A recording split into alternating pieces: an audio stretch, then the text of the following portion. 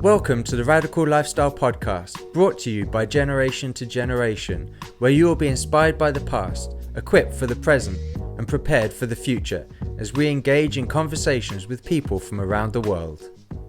Hello everyone, this is Andrew and Daphne from Generation to Generation, and our guest today is Richard Fisher. Richard, for people that don't know who you are, can you just say a bit about where you're from and what you do? Sure. Thank you very much, first and foremost, Daphne and Andrew, for having me today on the call. Born and raised in London. My mom's from Nigeria, my dad's from the US. And over the last 9 years, I founded a charity called Push, Persevere Until Something Happens.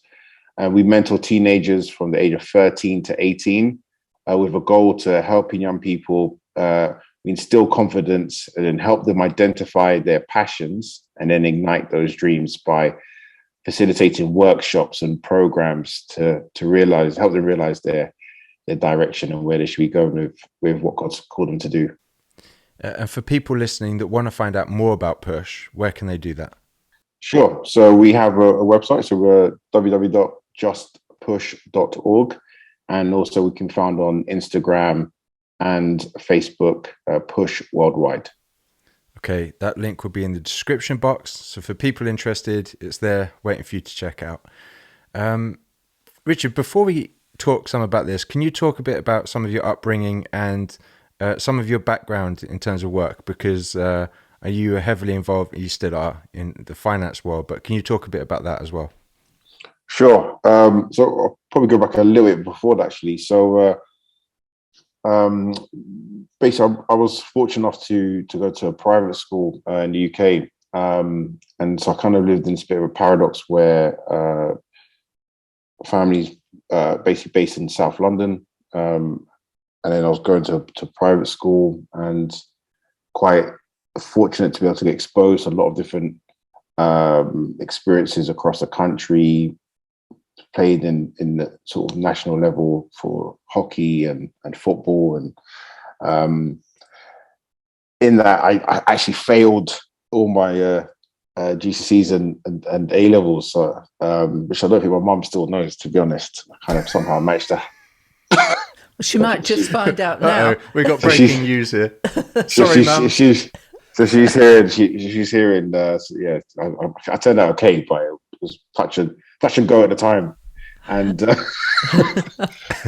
so the reason I say that is because it was quite random, but I don't think it was.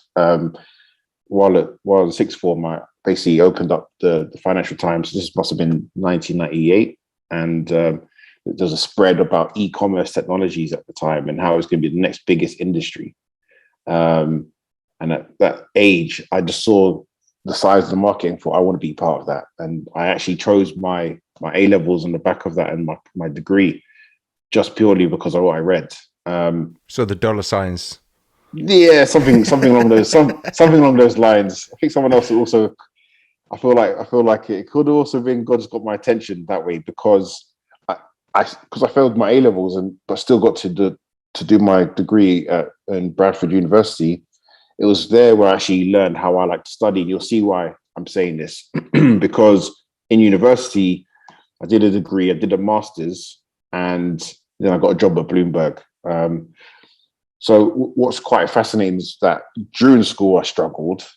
But then I did a degree and a master's in something that was highly focused on maths and coding. So it doesn't really make sense. But what I realized is just more that I liked learning in a certain way. So I got to Bloomberg and I was there for 14 years. And that basically afforded me the chance to travel around the world pretty much and work with guys in the financial sector, in the sort of largest banks in the world, asset management firms in the world. And, at one point I was looking after Nigeria, Ghana, then it was Middle East and Africa. And while working in Nigeria, I had armed guards sort of greet me at the airport every week. Because I was flying every week, and I'd have my own security guard. And then I'd get back to the UK and get on the bus home. So it was quite an interesting Just inexperience. It's like just so tapping you don't keep your head in the clouds, you know. Yeah, tapping my Oyster card there. Well, given that the Queen's wave while I was in there, got to the airport. So I'm saying all this because I had all these fascinating experiences and ups and downs, and that's what propelled me to start Push, because I realized that if I could do this and go on this journey, then it means that there's a lot of young people all over the world that similar situations and various circumstances could have impacted them or limited or restricted them, that if I could help them realize their potential, realize who they are early, then it could push them into what they're called to do, what they're meant to be. And irrespective of what the challenges are, they can get through, because I did.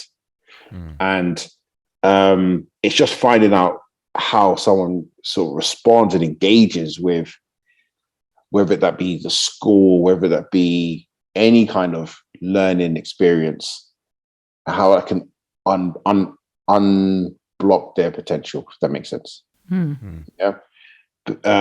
So that's where this kind of journey and this passion has come from, and lots of other reasons. My mom and dad separated when I was 3 years old. So when I was growing up, I was fortunate, obviously, as mentioned before, to go to a private school, and I think that helped with not being familiar with my dad. He's in the US, and but fast forward to when I was like 18, 19, and the internet sort of just came about, is when I started to ask Jeeves, put his name in and see if I could find him. And if anyone ever know Ask Jeeves, that was such a long time ago. Yeah. But basically in that, fast forward, I was launching Push in Washington, DC in 2018. And that's when I found my dad. And we basically missed each other by 1 week. He passed away literally a week before I found him. But then it opened me up to this whole new family that I didn't know existed.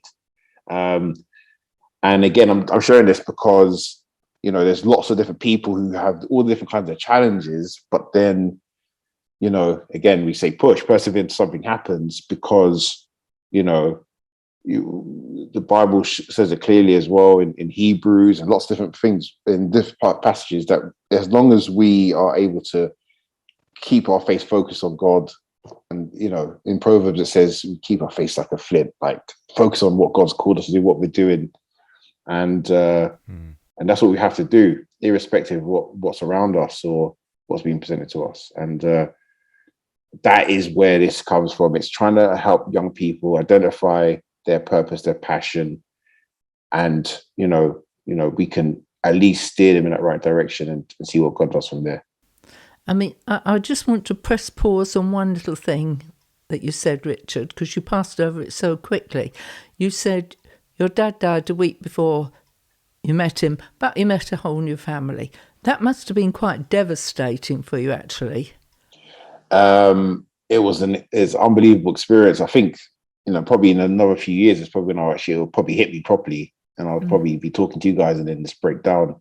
Because in the heat of the moment, it was quite surreal. It was like a movie, because he actually the way I found him was he was in a news story.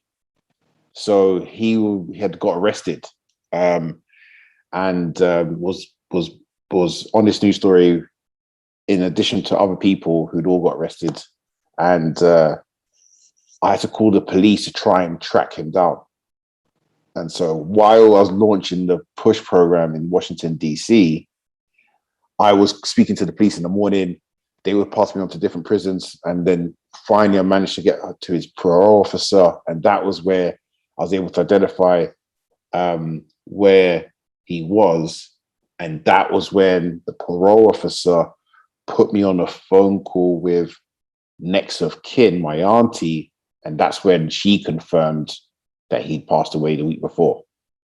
So that was how it all came about.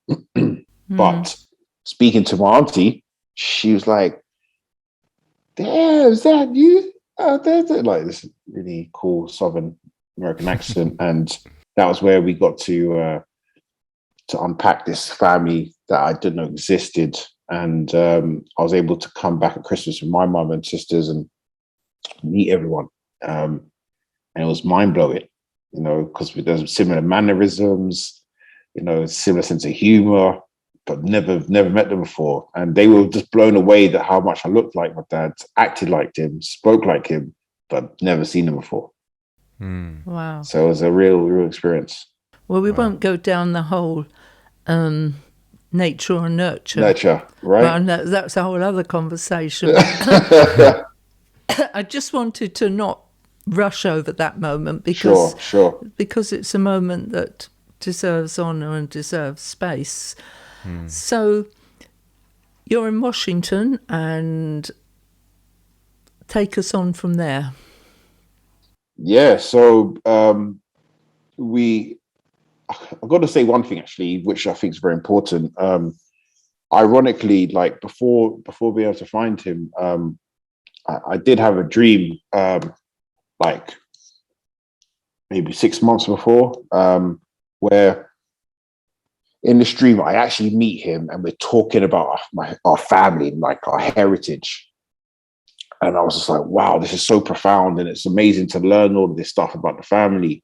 And then I wake up and it feels like it's like a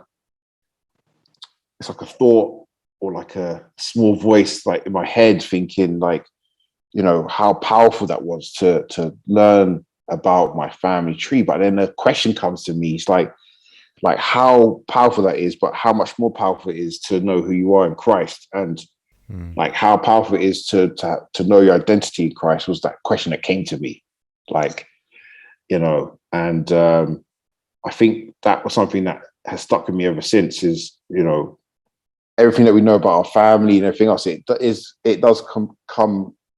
make up a bit of who we are, and it's a powerful thing to then understand like our spiritual heritage as well, and what that DNA and that makeup that helps construct who we are as well, and we really focus on that in some ways in our ministry, finding out your spiritual heritage as well as your physical heritage, and I just think how important it was to know Jesus' heritage. I mean, the Bible spells it out in great detail to know. Do you want to say about our spiritual heritage? No, you carry on. I can carry on. Well, I discovered, and I encourage people to go back and ask your grandparents, because you can only go back a couple of generations to get it really. And so I asked my parents, and my great-great-grandparents were a young married couple walking around London. They didn't know Jesus, and they met this man who led them to Jesus, and his name was William Booth. Oh, well, I know William Booth, yeah. And I remember telling Andrew and Daniela when they were quite small. Just before you carry on, I know a lot of people, especially in America, we say this and they have no idea who William Booth is. Well, then, so do you want to just fill in? William Booth is founder of the Salvation Army. Yeah, there you go. So, and I remember when I told them, it was like something lit up, even though they weren't hugely aware of who he was. And I sometimes think that we focus so much on the curses of the generations that we don't find the blessing to walk into. And if we would only focus on the blessing, it would drive lots of the curses away. Yeah, definitely. You're right. So anyway, you mentioned spiritual heritage, so I took that off on another tangent. No, it's amazing. It's just, I mean, that was just... So do move us on. We'll try not to go down too many avenues. Sure. Definitely. And so basically after finding out about my dad and having those first conversations with my newfound family members, it was powerful, going back to Dubai where I'm based and just having that soak in, like, my family is partly Native American, so part of my lineage is literally like Native Indian American, and but finding out now was quite profound, in addition to learning about my family, what they do, who they are, and being able to build a relationship with them ever since has been really a real blessing. And at the same time, it also just reinforced what I'm passionate about. Is helping young people in what they do, because there's so many young people who come out of like broken homes and unfortunate circumstances, and it just kind of helped propel me to have more drive, because my story reinforces that this can work. And yeah. What prompted you to leave a successful job with Bloomberg and go independent and start your own course? Sure. It's a good question. I think for me, it started to get to a point where what I had envisioned had started to become a reality, and it got to the point where it was so overwhelmingly sort of evident that this is everything I really love to do, that I couldn't focus on my day job anymore. Every single time we traveled to another country, we were working with young people, and I'd come back to the office. It was like night and day what I really found interesting, and where my heart was sort of being tugged to every single day. And so as this became more and more prominent every day, where we more meetings, more trips, more volunteers, and the organization was growing from we did 60 young people in 2013 in South London, and now it's 9 countries. It just, and physically it was getting impossible as well. I just didn't have enough holidays in the calendar to be able to go everywhere. So it was almost like it just got to a position where it naturally progressed from the corporate to going on full time into working with Push and other ventures. So can you just tell us, what does it look like, this organisation? I mean, we're hearing about it. You've got these. How many young people did you just say in London? 9,000? It started off with 60 young people in South London in 2013, and then now we're going to 9 countries. So what is it? What does this organisation look like? What are they doing? What are you doing? Yeah, sure. So what we've done is we've tried our best to focus on getting people's time and getting them to commit to working with young people over money. So if I can get someone from Google to sit with a young person in Ghana or in Brazil and unlock their thinking in a way that they can start seeing what's possible, I would prefer to do that than trying to raise money to do build a classroom or build something of that nature. So my goal is, the more frequently I can get someone in front of someone, and secondly, if I can take you out of your existing environment and expose you to other environments, those two things immediately helps start changing the way you see things. That's what I've come to realize. So what I've been doing is I've been getting teams of people from all over the world, from different backgrounds. It could be different religions, but they're experts in what they do. And then if I can get them to sit in front of a young person and get them to deliver a program around different subject matters, whether that be music, arts, business, creative writing, journalism, like basically lots of vocational subjects. If I can get them to sit in front of them, what I found is even in a short space of time, whether it's 3 to 5 days, I can show a young person that anything's possible and spark that desire, the interest in them.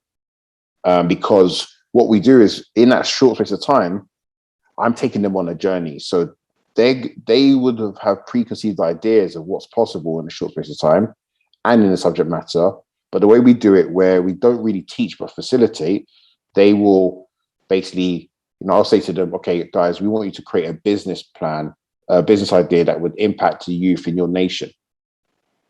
And just saying that sounds overwhelming, but you'd be surprised, in 3 days I can get them to be up, stand in front of the mayor of their town or city and presenting their plan, how they want to impact youth in their nation. Or sometimes we say to the kids, I want you to write a song to your generation. What words would you say to them? And the slight framework to give them, you'll be surprised how much they can get done and achieve in that space of time. And so when a child goes on that journey in a short space of time and sees what they can accomplish, it sparks the interest, and before you know it, they start thinking anything's possible. Just 2 weeks ago, we had a session with some young kids in Tanzania, an orphanage. We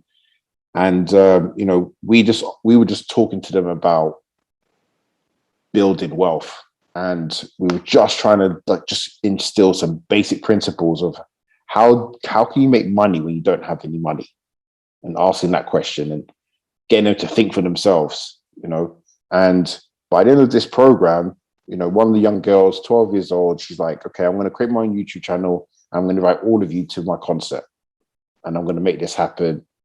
Before you know it, she's nagging the house mistress of the orphanage to make this whole thing come together. But what I'm trying to get at is, it's more that we switched it on. Like, she's now thinking in a way that, okay, I can actually do this.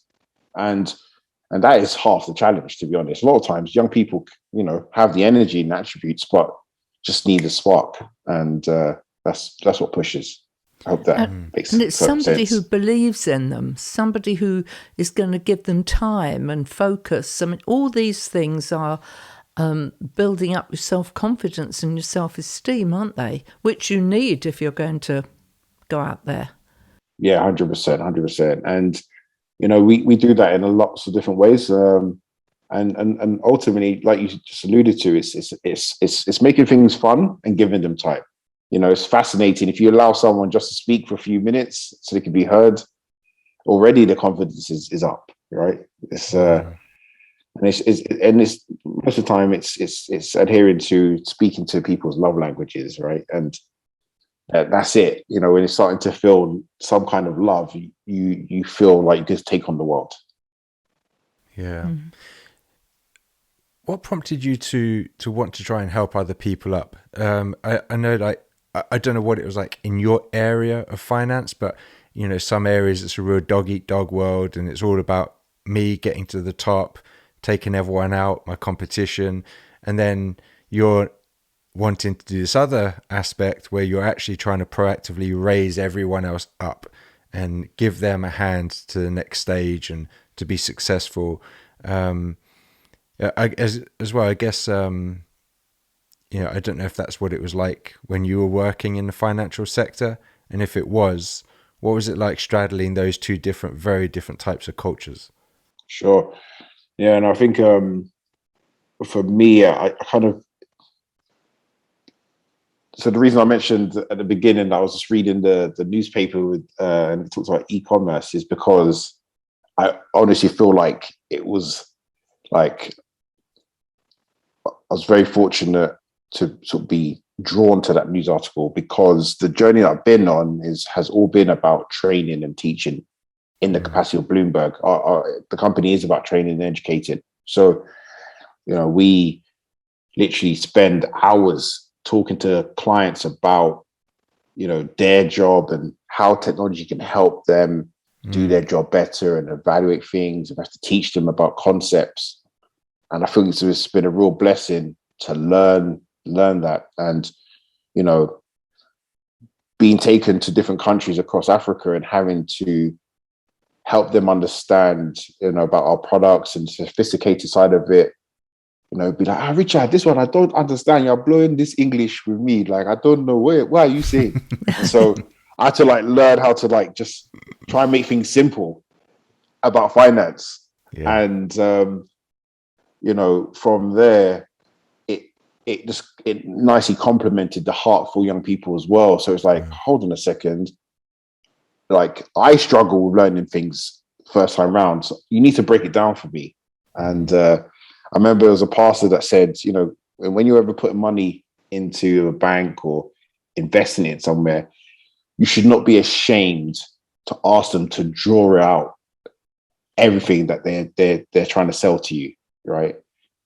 Be comfortable having like big, get them to bring out the crayons and everything and draw it out until it makes sense. And that really resonated with me, that to be bold in asking those questions and not, feeling ashamed if you don't know anything. And that's a big thing they say in Bloomberg, that there's never such thing as a stupid question. Yeah. And and so this is where it comes from. Our customers, as you mentioned, is a dog eat dog world, but the slant that we come from is we're trying to educate, train in that universe, and then go into different countries around the world. It then took it to another level, and it's like, wow, how do I help make this really easy to understand? And then finance, I struggle with, even though I was a client facing, it was like, okay, how do I break this down to anyone? And that's where this all came about. One of the things I say to people is, if you're clever, if you can't take what you're clever in and make it simple enough for a child to understand, you're not clever. Yeah, 100%. I agree with you. 100%. Because, forget a child, for me to understand. Yeah, well, something like that. But I think it's something that people don't think of. And when you said that, now how can I break it down? Yeah. I massively appreciate people that we know that are geniuses, but when you speak to them, it's like, I can understand everything you're saying. Like, sure. Yeah. So I should imagine there's no shortage of young people on this planet. How do you find, or how do you choose the people who are going to, do you use the word mentor or talk with them, whatever you do? How do you find those people?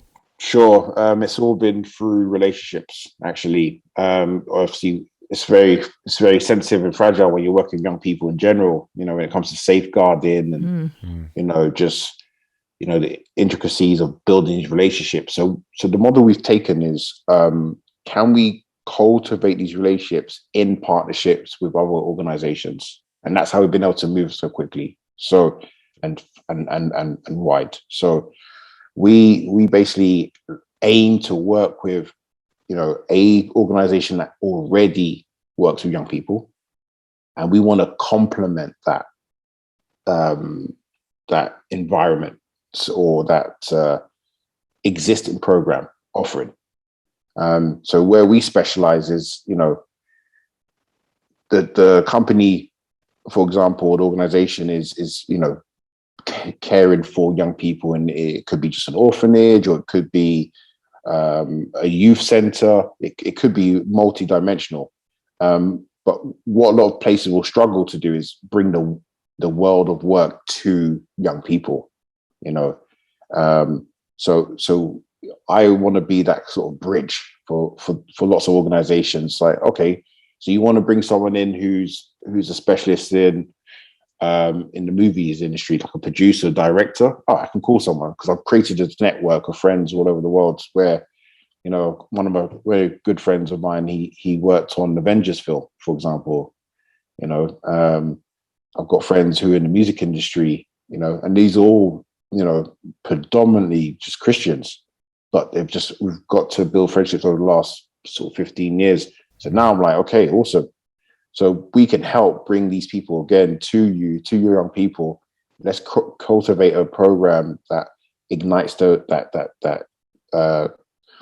vision, that passion, and we have our way of doing that. And then, boom, we can get ready to create further programming afterwards.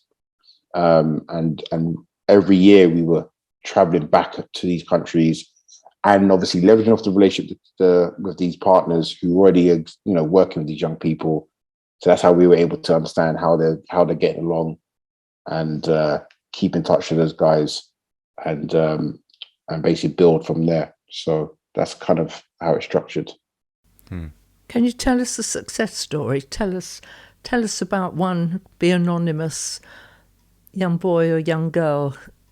Can you track Yeah, this? sure. There's quite a few. I mean, in South Africa, we work with a shelter that basically is girls that are trafficked or sexually abused, and in there there's one girl in particular who, you know, she was 12 years old at the time. So it's about 4 or 5 years ago now, 5 years ago. And then we did this, it's called Push Got Talent. So it's one way that we get the kids to start not being too like shy and fearful of who they are, what they like to do. So we invite all of them. It's like, hey, we're ready to give like £200 out here for the win of this competition. So obviously that's where you start seeing everyone go, okay, if I'm getting £200, I'll come up and I'll show something. Yeah. And so I remember this girl coming up and singing, and basically most of the room started crying, and her voice was angelic, and she didn't know where her dad was because he had some kind of illness and basically was moving around from hospital to hospital, and her mum had passed away when she was young, and her brother is in another shelter. So basically, meeting this girl where she's at, she's got this unbelievable gift, and no support unit, just at this house group. And over the last 4 years, we've been able to work with her to get to a point where she's recorded a song. She's not in a shelter anymore. She's now with her auntie, and she's on this journey of trying to build her music career, but also be able to be full-time education. And basically we support her as well. And to see her grow and blossom, I'll see if I can send you a video, but you'll see we've managed to pair it up so you can see what she was like at 12, shy. She cried because she was so shy and fearful of what she has, I guess, in hindsight.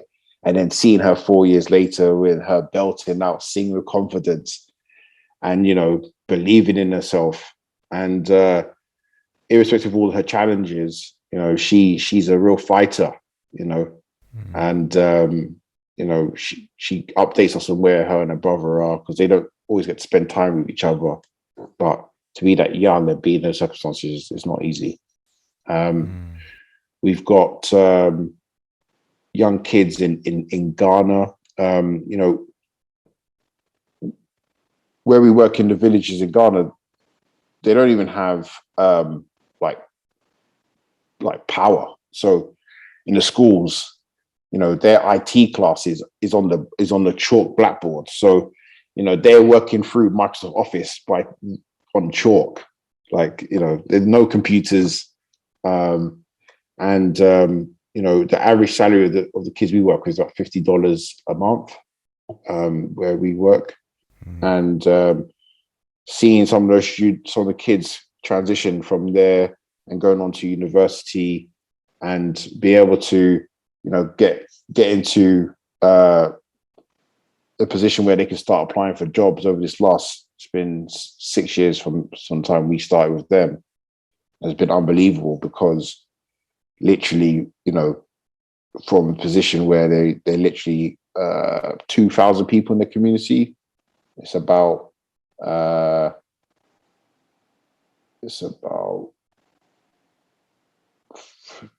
200 kids in total that basically go into the school there, one school with no light, nothing. And then seeing some of these students going on to head into the city to make something of themselves has been a real journey for us, because we did get some PCs down there, but it's just the programs and them believing in us and building those relationships with them that's been amazing. Because unfortunately, in some of these instances, where they should be getting normal funding from the government, these kids have nothing really to work with. It's like you might as well tie their hands behind their back, you know. Yeah. So yeah, we've seen quite a lot of cool stuff in all different countries that we're in, but those two particular ones, Ghana one, they really are like where we are in that particular village. There's nothing. They don't have anything, and this one particular girl in, again, just working with nothing, and being able to make that progress has been something that's been mind blowing for us. Wow. Yeah, I love it. It's always great when you hear of people or see other people doing what they can to give others a hand up. And I know we've had a few guests on here who talked about the struggle they had getting to the position they're in now, because other people weren't willing to help open doors for them, and it was just the fight, and they just had to slog it to get to where they are, and they're successful now. But they take the time now to try and reach back and help other people to be successful, and so we don't see it very often, where you see people who are really successful helping others, opening doors for them, giving them the opportunities. So I really appreciate that about what you're trying to do is, you're not just helping to build people up in confidence and mentalities and stuff like that, but you're also saying, look, let me open some doors for you to give you a chance to really step forward and take the opportunities. I really appreciate that. Yeah, one of the things that I say from time to time, it is to younger people, is the door that God has given me should be open for you to find your path. Yeah, 100%. That's the kind of phrase I use, and I think everybody's door needs to be open for other people to find their path. Yeah, definitely. Which is what you're doing. So you come this far. Do you have any dreams beyond this?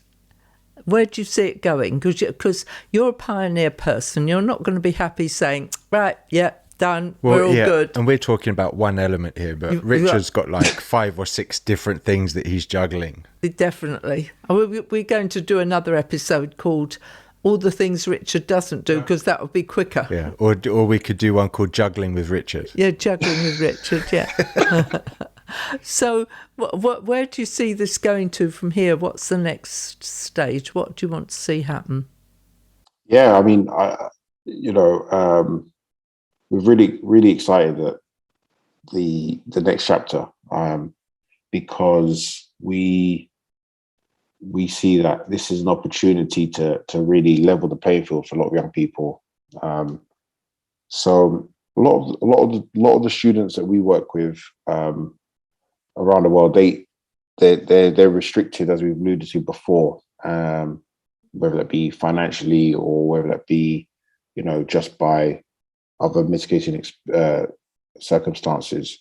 But what we've come to realize is, and this kind of consummates everything that we discussed already, is that, everyone has a way of learning, and that that helps contribute towards unlocking your potential. And so we found that, the way technology's evolved and the way school is done these days, if I can build technology that basically helps young people with learning about entrepreneurship, investing, preparing you with soft skills and critical skills for the world of work and your future, if I can do that in a fun way, if I can do that in a way that's engaging, then that could, again, create like leaders and entrepreneurs for the future, that not really having to go down the natural school route, but basically get them down a pathway that they're interested in, and help them,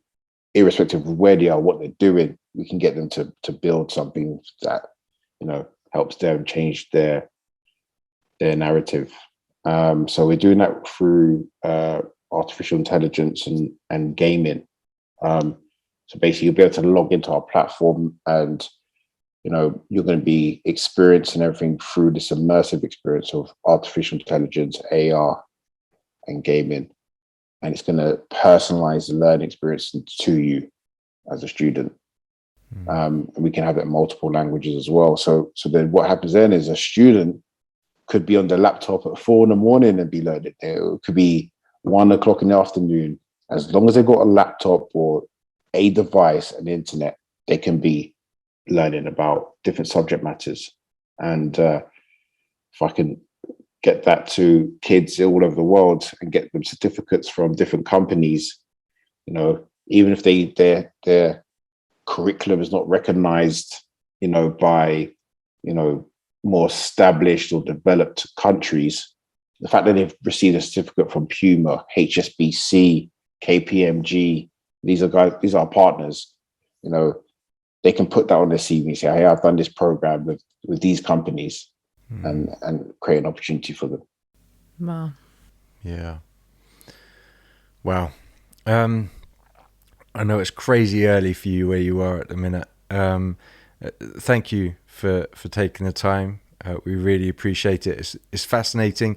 I know there's something that when we first met you, we connected on, because we're a lot about seeing young people raised up and equipped and empowered to do things, and that's what you're trying to do. So I know we connected over that initially, and so we've really appreciated that.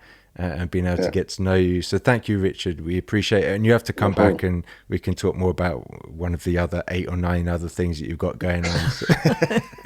Yeah, thank you, Definitely. Thank you so much for your time. Thank you, Richard. Awesome. Appreciate it. Thank you. Cheers. Thank you for listening to this episode. If it inspired you, please rate us and subscribe on Apple or Google Podcasts, Spotify, or another podcast platform.